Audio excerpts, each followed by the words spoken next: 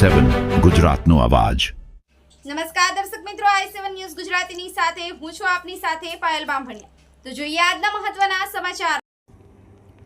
સાબરકાંઠા જિલ્લામાં 79મો સ્વાતંત્ર્યતા પર્વ પ્રાંતિજ ખાતે આરોગ્ય અને પરિવાર કલ્યાણ મંત્રી શ્રી ઋષિકેશ પટેલની અધ્યક્ષતામાં ધામધૂમથી ઉજવાયો।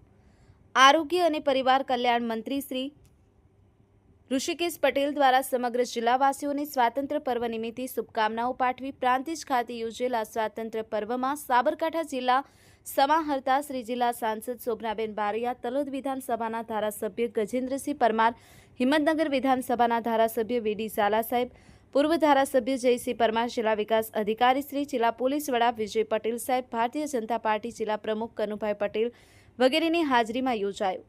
જિલ્લામાં વિવિધ ક્ષેત્રે સિદ્ધિ હાંસલ કરનાર તમામ વિભાગના કર્મચારીઓની આરોગ્ય મંત્રી શ્રી હસ્તે પ્રશસ્ત પત્ર, ચેક અને ટ્રોફી આપવામાં આવી। કાર્યક્રમમાં વિવિધ સ્કૂલોના બાળકો દ્વારા દેશભક્તિને અનુરૂપ સાંસ્કૃતિક કાર્યક્રમો રજૂ કરવામાં આવ્યા। Bureau chief Hasmukh Prajapati, i7 news Gujarati, Sabarkantha.